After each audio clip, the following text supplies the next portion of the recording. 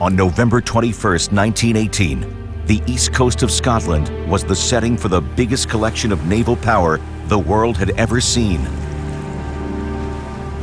The German and Allied fleets faced each other. But this wasn't a battle, it was a surrender. This strange encounter occurred 10 days after the armistice ceasefire was signed.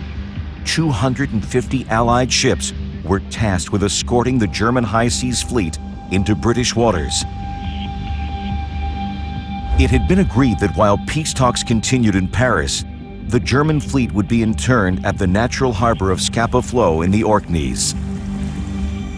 But the Allies were taking no chances and arrived with their guns loaded. The ships themselves, there was a possibility they could be taken to neutral zones like Norway or Sweden to decide what was going to happen with the division or dividing up of the German high seas fleet for different countries. But using Scapa Flow would be an area that could be well protected against the possibility of escape in a sheltered harbour and also used by the British Grand Fleet base. The 74 German ships anchored in the northwest corner of the flow under the command of Rear Admiral Ludwig von Reuter. He wrote in his report, "Wehrlos, ehrlos," disarmed, dishonored. Norway and Sweden refused to provide a neutral port, so 4,500 German sailors spent the winter on board their ships in Scapa Flow. Food supplies did arrive from Germany, supplemented by fish caught in the flow, but communication with the outside world was infrequent.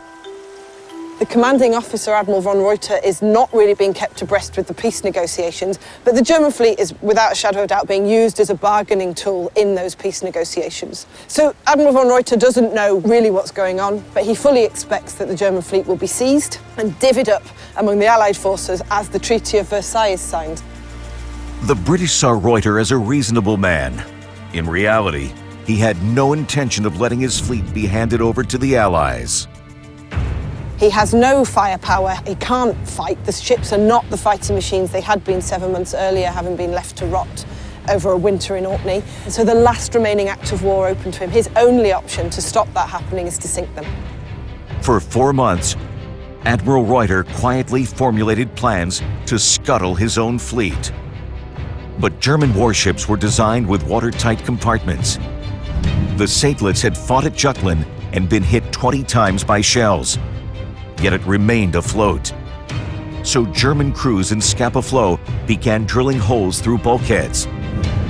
They welded watertight doors ajar and started leaving portholes deliberately open. By the end of May, it was clear that the terms of the Versailles Treaty would mean either the seizure or destruction of the German fleet. So Reuter made his move.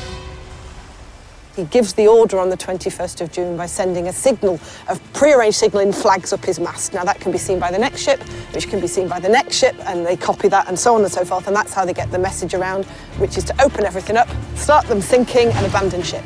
To scuttle a vessel, the way the Germans would have done it is they would have opened the seacocks and valves and smashed the internal water pipes to start flooding the internal compartments.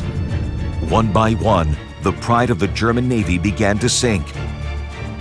Some capsized, some settled on the seabed, some plunged headlong in a roar of steam. From the shoreline and nearby British ships, locals and naval staff watched as the German sailors lowered their lifeboats. The British Marines actually tried to stop them by firing upon these sailors. And unfortunately, 9 of the German sailors were shot dead by British Marines.